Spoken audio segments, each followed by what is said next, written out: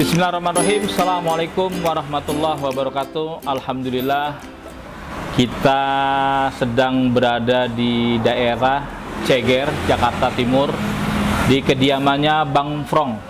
Bang Frong ini adik kelas saya angkatan 97. Beliau termasuk juga panutan di Budut Cus 40. Bicara tentang bagaimana Budut Cus 40, kurang rasanya kalau kita tidak mendengarkan pengalaman dari Bang Frong. Assalamualaikum Bang Frong. Waalaikumsalam warahmatullahi. Kabarnya gimana Bang? Alhamdulillah baik. Sehat ya? Oke nih Bang, ya, kita mau tanya-tanya nih Bang, pengalaman-pengalaman. Jadi dilihat dari buku Cus 40, bertahan hidup bersama Cus 40. Ini banyak cerita Bang Frong nih di sana tuh. Jadi dari kejadian Papandayan, kejadian di Cililitan, sampai kejadian Bang Ocey tertikam di Kampung Melayu, itu banyak Bang Frong ada di sana. Saya mau tanya satu persatu nih Bang, terutama kejadian Papandayan nih. Gitu. Jadi Papandayan itu tahun berapa? Dalam rangka apa ceritanya berangkat ke sana gitu? Terus sampai terjadi tragedi. Memang di buku itu sudah diceritakan panjang lebar gitu, tapi kita akan dengarkan langsung bagaimana Bang Frong yang mengalami sendiri ketika ada di sana.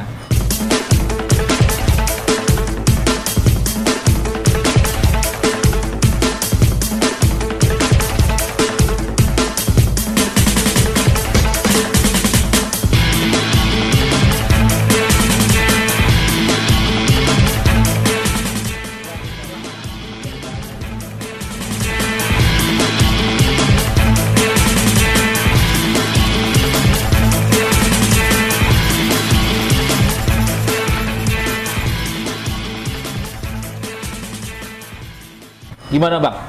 Ya, awal pertama kita jalan ke Papandayan itu pas liburan sekolah itu. Kalau nggak salah tahun 95. 95 ya? Itu pagi siang. Pagi siang, Pagi siang.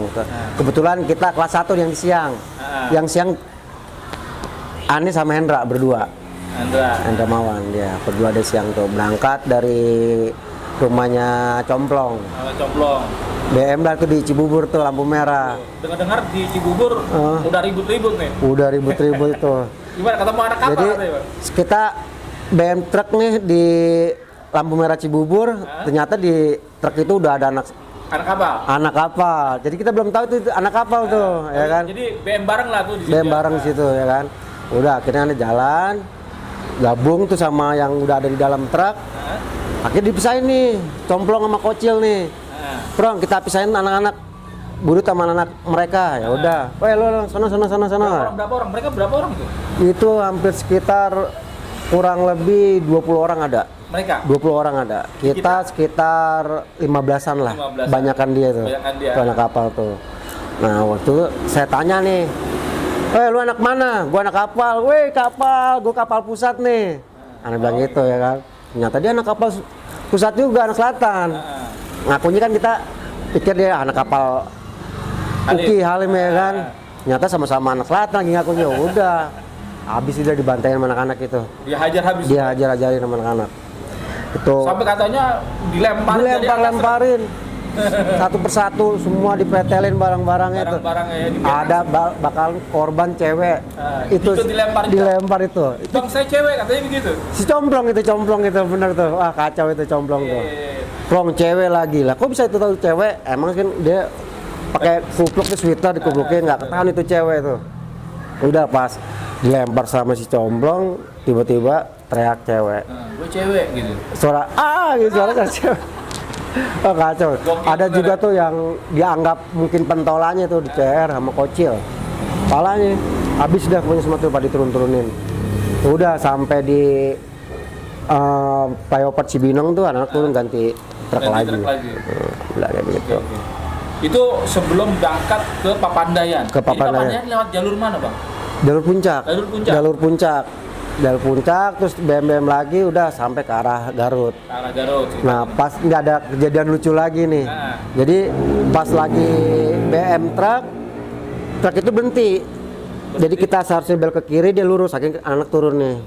Udah turun, pas udah turun anak-anak, ada truk lagi naik. Udah naik nih. Ada yang ketinggalan, almarhum Buluk.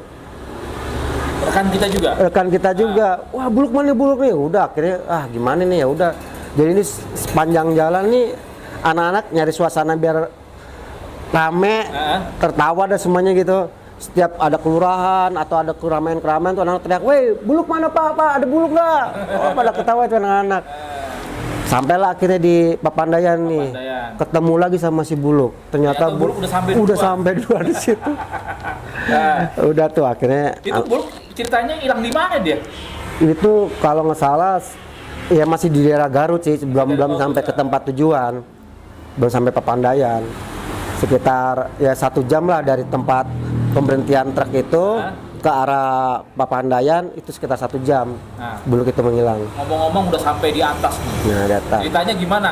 Jadi pas itu yang nyasar kalau nggak salah saat itu juga. Saat itu juga. Jadi pas nyampe, ini anak-anak pada langsung buka tenda nih. Buka tenda. Bahkan ada ya senior nih, emang kebetulan anak kelas 1 nih. Termasuk di Somblong tuh anak kerjain tuh. Dia nyampe, "Prong, tolong bikinin mie." Aneh bikinnya Indomie pakai apaan? Pakai McDonald loh, vodka campur minyak. Pada makan itu anak-anak situ ya kan. Nah, pas besoknya tuh anak-anak udah pada mau balik. Udah nggak kuat. Ya udah akhirnya balik nih. Nah, ada salah satu kampung situ anak-anak umuran sekitar 12-13 tahun lah. Masih arah jalan. "Bang, mau pulang kemana?" "Saya mau balik lagi ke Garut." "Bang, lewat sini aja Bang, tembusnya ke Pengalengan." "Iya, tapi saya bagi duit Bang." Gitu. Ngomong kayak begitu ya kan. Ya udah akhirnya kasih duitnya tuh, tembuslah ke area yang tembusnya Bandung Selatan, Pengalengan. Jadi dikasih tahu sama anak-anak arahnya ke kanan. Ke kanan ntar langsung belok ke kiri, turun ke bawah nih. Nah, ini telusurin dah tuh. Nah, ternyata ini kesasar situ Bang. Oh gitu. Sekitar 3 gunung 2 lembah lah anak-anak nusurin tuh. Terus. Kalau nggak salah tempat pas kejadian pesawat jatuh di situ. Itu di situ kita semalaman kita sehari semalam. Itu nggak ada sama sekali air. Mau minum aja odol ya, anak-anak pada kayak odol berebutan. Udah akhirnya pasrah, anak-anak merasa kayaknya ini kita nggak bakal selamat nih. Akhirnya anak-anak kompromi, berkumpul, saling pesan, wasiat lah kalau seandainya memang gua nggak selamat di sini, tolong sampaikan sama keluarga gue. Waduh, pada janji. Kayak gue termasuk kalau seandainya gue janji, kalau gue bebas nih, gue nggak akan ribut-ribut lagi nanti di Budut. Bahkan sampai teman-teman janji, gue nggak mau betak lagi dalam arti.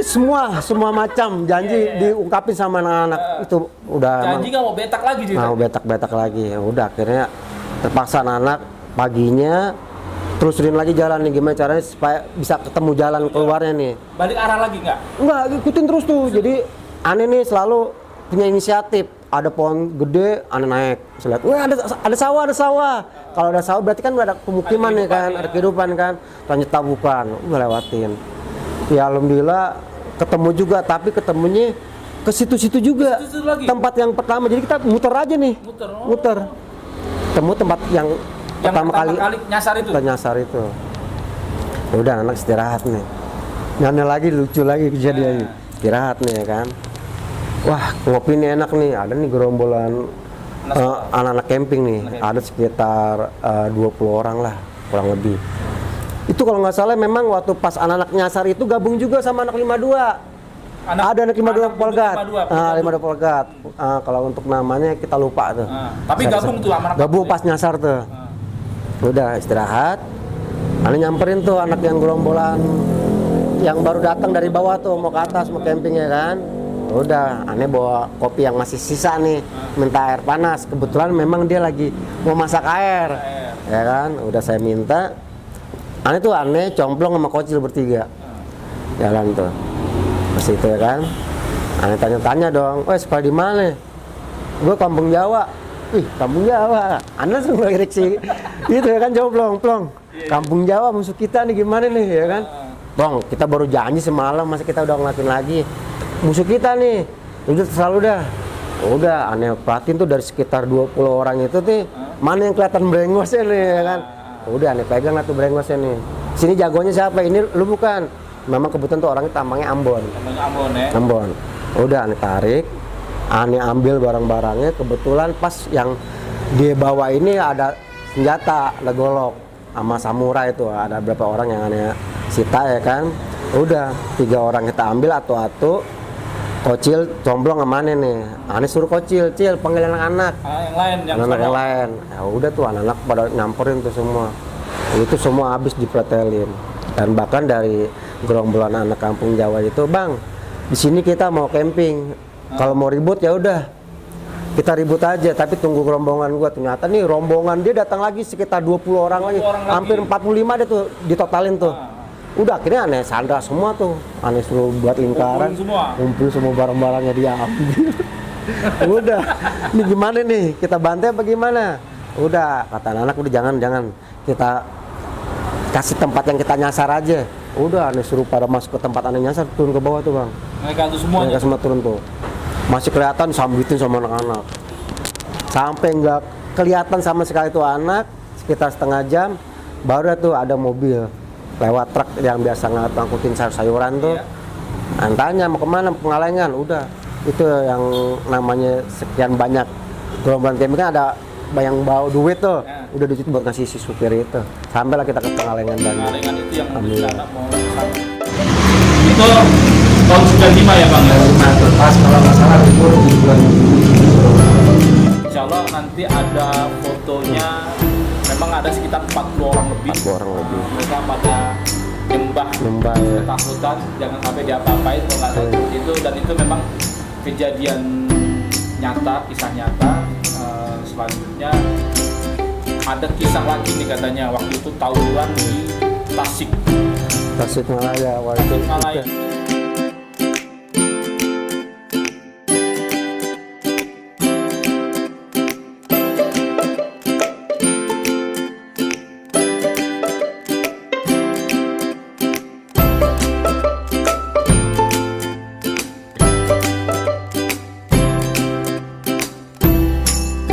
Dahsyat itu. Dahsyat sekali.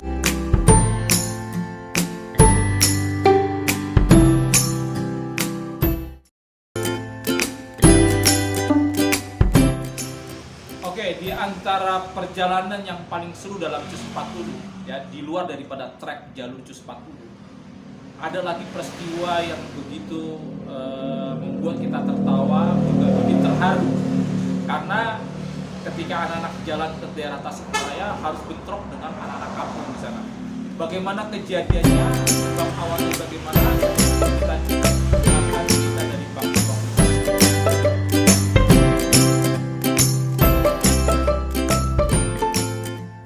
Oke Bang, itu kejadian Tasikmalaya atau tragedi Tasikmalaya ini ceritanya setahun setelah peristiwa Papandayan dan itu juga di hari Minggu. Boleh Bang ceritanya kemana peristiwa itu sampai terjadi? Karananya seru juga Bang, karena tertangkap anak-anak semua. Jadi awalnya pas anak-anak selesai camping dari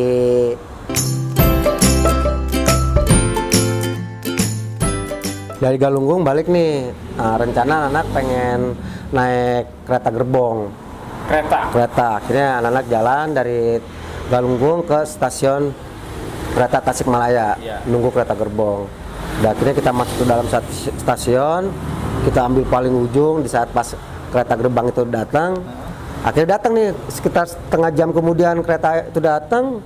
Di gerbong ketiga ada segerombolan orang sekitar 4 atau 5 orang itu memakai baret. Baretnya pas kayak baret poncol gitu, merah hitam. Dan ya, poncol kan? Pada waktu itu terkenal dengan baretnya memang. Baretnya, identiknya tuh ya. Udah akhirnya mereka jalan. Pas udah sampai di gerbong terakhir nih anak-anak naik nih. Nah ini penasaran nih bang, ya kan? Nih? Ini bener-bener poncol apa bukan? Nih lumayan nih kan, kapan lagi nih jalan jauh nggak ketemu sama musuh, mumpung ketemu nih di sini ya kan? Akhirnya nih jalan nih bang, bertiga nih, nyamperin tuh gerbong yang ketiga dari depan tuh. Udah akhirnya aneh samperin tuh gerombolan itu, aneh tanya, "Weh lu anak poncol bukan?" "Bukan, saya anak Bandung," dengan bahasa logat Sunda. Sunda ya kan. "Ah lu poncol lu. Poncol apa?" Aneh pikir bener nih bukan anak poncol nih karena bahasa Sunda. Karena aneh ngeliat baret poncol, aneh ambil itu. Aneh ambil. Setelah saya ambil, Dia turun nih, merasa nggak terima. Udah saya ribut tuh bang. Pukul-pukulan? Pukul-pukulan, aneh bertiga tuh, entah sama siapa bertiga itu. Mungkin anak-anak ngeliat aneh ribut. Udah, mereka nyamperin tuh anak-anak tuh. Nah di saat anak-anak nyampe, aneh udah ngebabi buta lah. Kebetulan memang dari gerombolan itu ada yang bawa gitar. Aneh ambil gitar itu tuh, aneh puter-puter aja tuh sampai temen Ocoy kena terbuk ya kan. Nah karena udah nggak kondusif dan aneh juga bawa keril. Kebetulan keril itu ada lentera. Aneh ambil lentera, tangan kanan megang gitar, aneh lempar nih lentera nih, der, buat meledak. Wah suasana itu udah kayaknya gimana gitu, mencekam banget ya. Akhirnya anak keluar nih. Itu di stasiun tuh ya? Di dalam stasiun.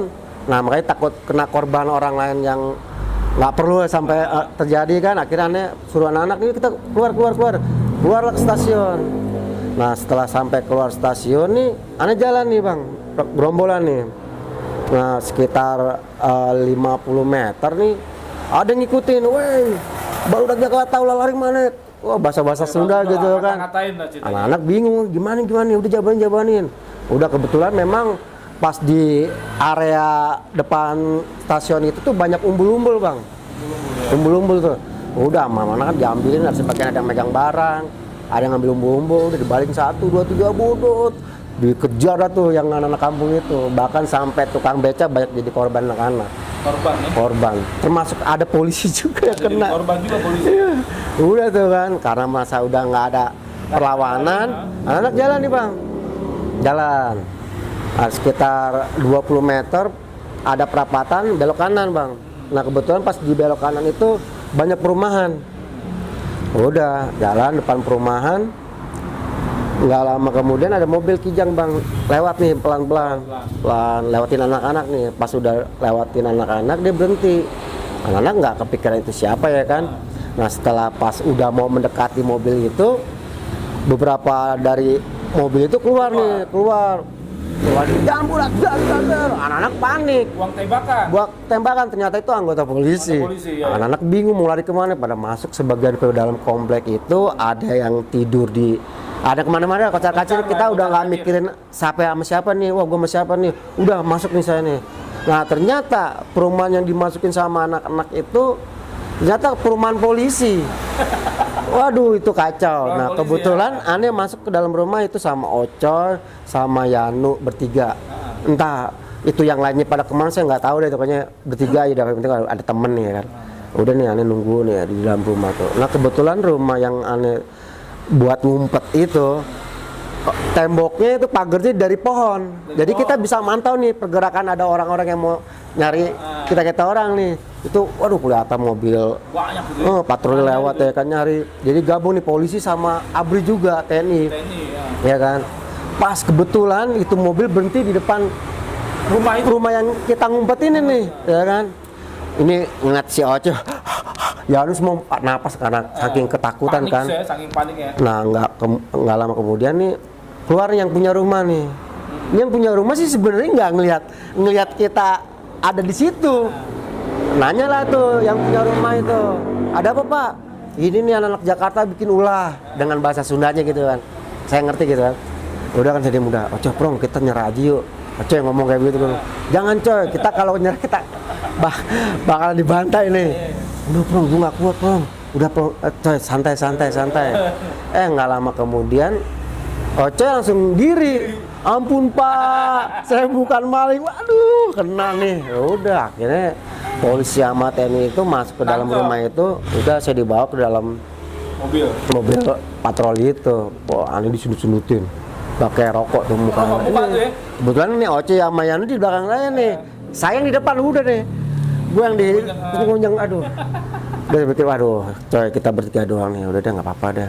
Udah akhirnya anak-anak saya dibawa nih ke Polres nih. Polres. Nah kebetulan pas udah sampai Polres, mobil angkut juga datang. Barengan loh, ojek lah motor gitu kan.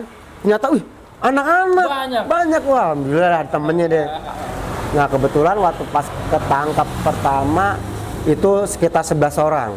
Udah habis 11 orang tuh dibantai sama polisi kan, diguyur habis deh tuh. Bahkan sampai dipanggil nih, ada korbannya juga ada. Korbannya yang anak Bandung itu yang dipikir anak Poncol, karena dia merasa Jadi saksi. gitarnya keambil sama aneh. Nah kebetulan gitarnya aneh tinggalin di rumah yang aneh itu tuh ngumpet. Ya udah situ akhirnya dipilih nih sama orang Bandung ini nih, siapa pelakunya. Nah, disebutin nih saya, James, Ocoy, Ambon, ada sekitar 5 orang masuk ke dalam ruangan kanit. Udah terbawa tuh. Nah yang lebih fokus dituduhnya si James. Dia lebih fokus ke James. Ke James, padahal si James bukan yang ngambil, aneh yang ngambil. Kan ditanya, siapa nih yang ngambil gitar nih? Ini nih, murun, oh, ini dia nih.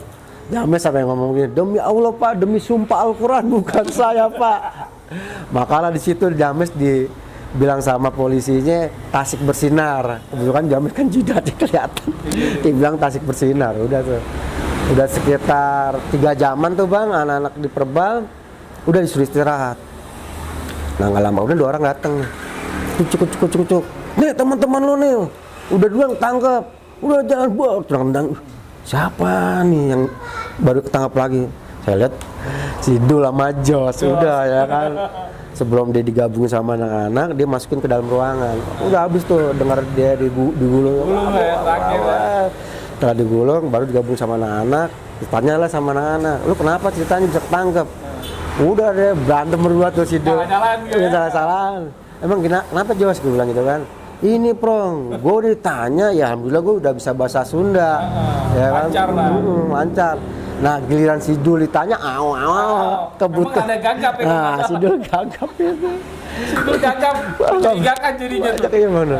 Wah itu bener-bener Akhirnya ketangkep, curiga langsung ditangkap. langsung ditangkap. Banyak sih kejadian yang pada ketangkap yang lucu-lucu. Ada si siapa tuh lupa lagi 2 orang itu. Dia ngumpet di dalam kolam.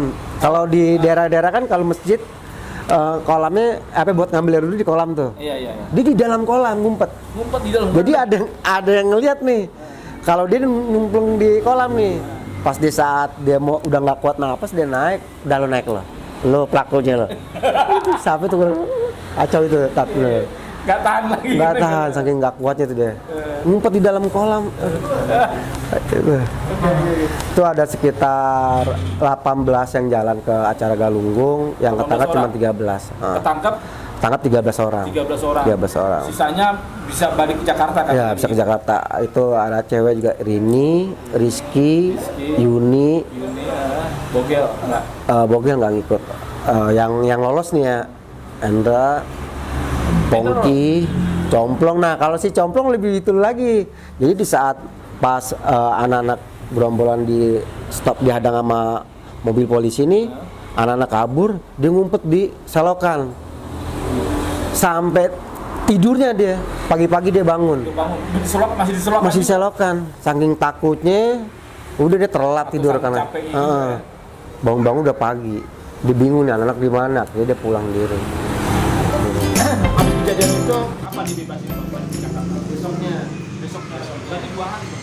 Enggak, jadi malamnya ketangkep, besok sorenya kita dikeluarin. Nah, kebetulan kita dikasih memo, memang kan alasan kita nggak punya uang buat balik ke Jakarta, dikasih memo. Nah kebetulan nih Kapolseknya pernah dinas di Jakarta. Polsek Senen katanya. Polsek Senen, iya. Jadi udah tahu betul nih Jakarta kayak Budut apa. iya, apalagi budut iya. Udah tahu. Emang kalian nih biar ngerok semua gitu. Kamu mau bebas nggak? Kalau kamu mau bebas, ya udah. Besok-besok kamu jangan ribut lagi. Saya tahu budut itu seperti apa. Ya udah, sebelum kamu pulang kamu makan. Makan jangan yang macam-macam. Udah kamu mau tempe tahu aja. Udah nih anak bulan-bulan disuruh masuk ke kantin Polsek tuh ya kan. Itu satu kantin habis semua anak-anak. Itu sempat disita, jadi alasannya setelah makan pulang. Ini ditahan lagi gara-gara masalah ngabisin makanan di kantin. Kanan. Suruh makan tempe doang, habis semua ya. 13 orang bang, aduh kacau itu ini. Habis itu sorenya pulang. Sore pulang, udah akhirnya pulang, kita naik bis Bisa dibayarin sama mereka. Kalau nggak salah bis cuman sampai mana gitu, nggak sampai ke Jakarta. Cuman memang karena nggak ada yang mau nerima, akhirnya anak BM juga. BM lagi sampai Jakarta. Demikian bincang-bincang saya dengan Bang Frong kisah ini. mudah-mudahan kita bisa mengambil pelajaran yang cukup seru. Demikian dari saya, kurang lebihnya mohon maaf. Billahi taufiq wal hidayah. Wassalamualaikum warahmatullahi wabarakatuh. Di dalam buku Bertahan Hidup Bersama Cus 40 ada peristiwa Mayasari, sejarah perjalanan hidup Cus 40.